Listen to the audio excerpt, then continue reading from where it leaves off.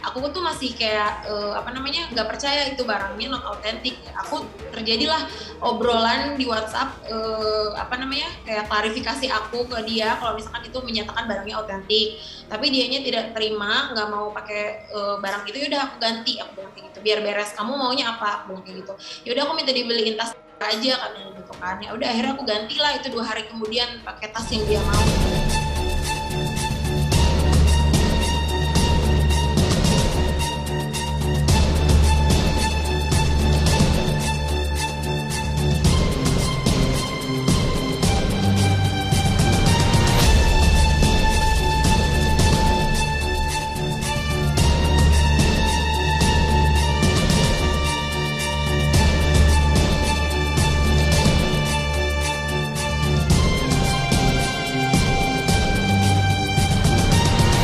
Bikin aku nggak terima kan, karena sudah membawa-bawa nama anakku, dimana jejak digital itu kan panjang gitu. Pengacaranya nanya sama aku nih mau dibawa kemana ujungnya, nggak ada ujungnya, kita serahin aja ke kepolisian. Kalau ada damai sih sampai saat ini saya tidak ada rencana.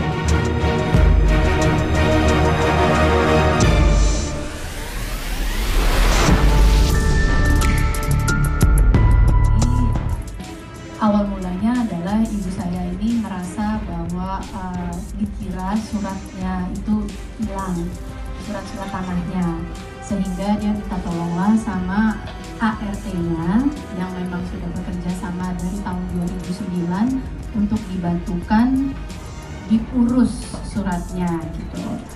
Nah, alih-alih diurus, tapi ternyata kenyataan yang terjadi adalah dia diam-diam menukar semua surat yang diminta tolong untuk diuruskan itu dengan namanya pribadi atas nama Riri Kasmita, anak dari Ibu Nur Hasnisah dari Bukit Tinggi, bersama suaminya yang namanya adalah Ed.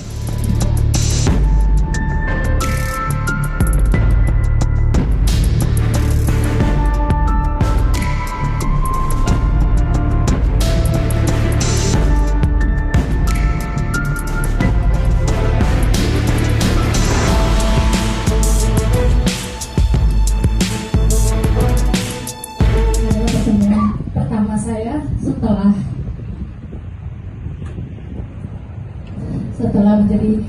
orang-orang di belakang saya ini menjadi tersangka dan akhirnya ditahan, khususnya adalah kepada saudara Riri yang ibu saya selamatkan dari keluarga tirinya yang tidak menerima dirinya, dibawa ke rumah ibu saya, diberikan pekerjaan yang layak. Ini dia orangnya. Berat sekali hati saya untuk hari ini ketemu sama dia dan menatap mata saya dengan sebegitunya. Even sudah di saat seperti ini, kamu masih berani menatap mata saya seperti itu.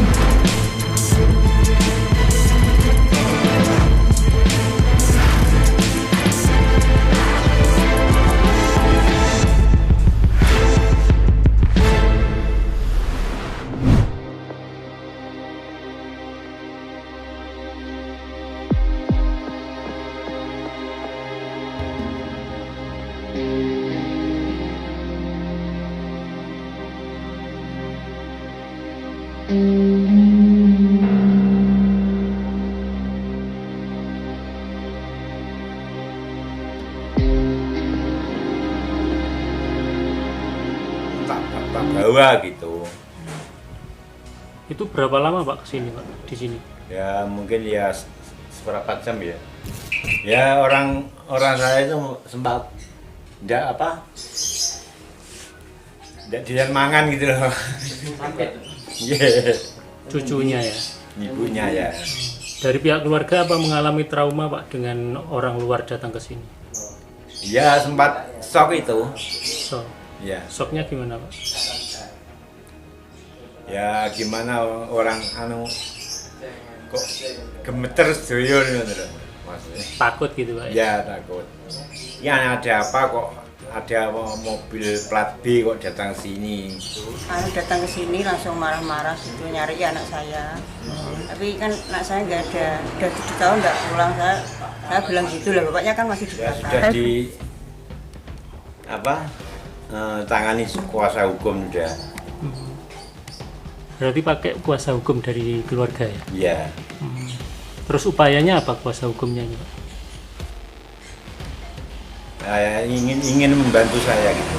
Jadi yang kita laporkan nanti adalah pasal 310, 311, kemudian Undang-Undang Nomor 6 Tahun 2014 yang merupakan perubahan dari Undang-Undang Nomor 23 Tahun 2002 tentang perlindungan anak.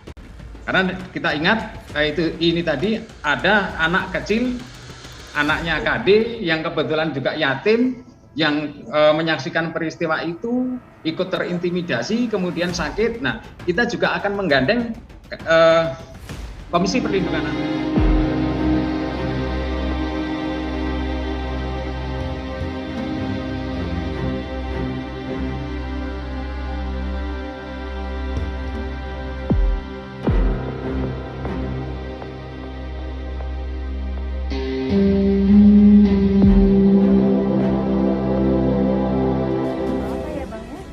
Itu hak ya, itu hak. Jika memang mereka ada pelanggaran silakan saja. Enggak ya, karena buat saya maksudnya ayah sama ibu kan kesana kan sebenarnya kan niatnya kan pengen tahu gitu, benar nggak dia tinggal di sini, alamatnya di sini. Kenapa bikin seperti itu? Kenapa membuat hal seperti itu, kan wajar ya namanya orang tua. Ya. Gimana ya, saya pun orang tua gitu ya. Walaupun itu juga saya pasti akan sama yang kayak saya lakuin sekarang. Jadi buat saya sih itu hal yang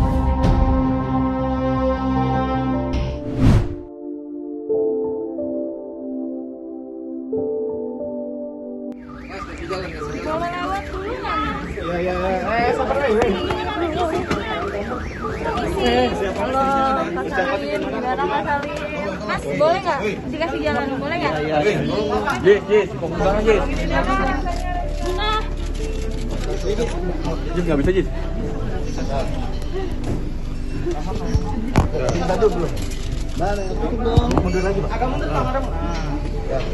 Tolong ya. Ini mau nunggu apa lagi nih? Pada semua masyarakat atas kesalahan dan kegelapan kami dan sudah meresahkan masyarakat.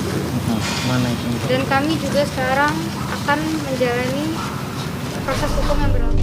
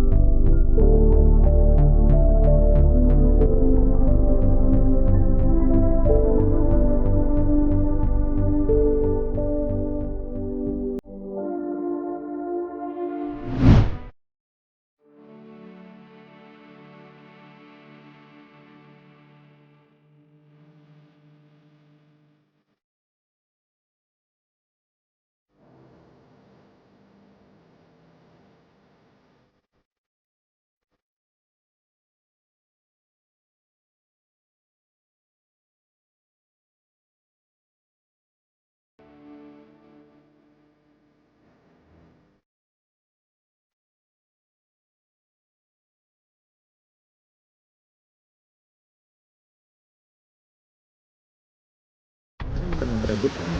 Cuma dari awal saya udah bilang ke Pak Budi, itu ada pihak asuransi yang lapor. Kayaknya perlu surat perwalian Pak Budi. Apa Pak Budi secocok kalau diwalikan ke saya? Dia bilang cocok, tidak ada masalah. Kemudian sehari 2 hari setelah itu dia ngomong, saya juga mau Pak Budi wali katanya. Oh, kok begitu rasanya? Sampai sekarang aja nilainya belum tahu dia di berapa. Kok mereka sudah tahu, berarti kan mereka yang mengurus asuransi itu kan. Sampai sekarang mereka nggak tahu. Jadi aneh juga gitu kenapa kok Pak Faisal jadi tahu ya. Jadi nggak tahu tuh nilainya.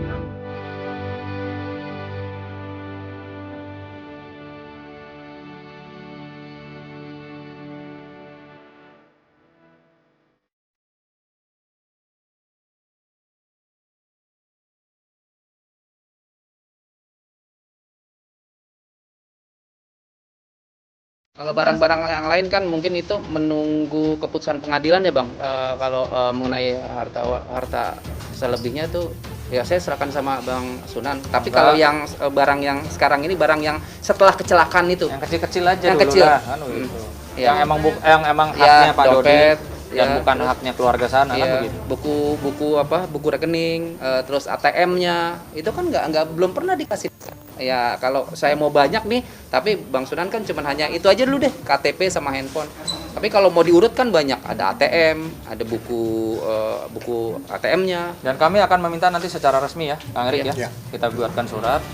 Kalau memang tidak bisa menjawab atau mengembalikan ya tentu akan ada upaya.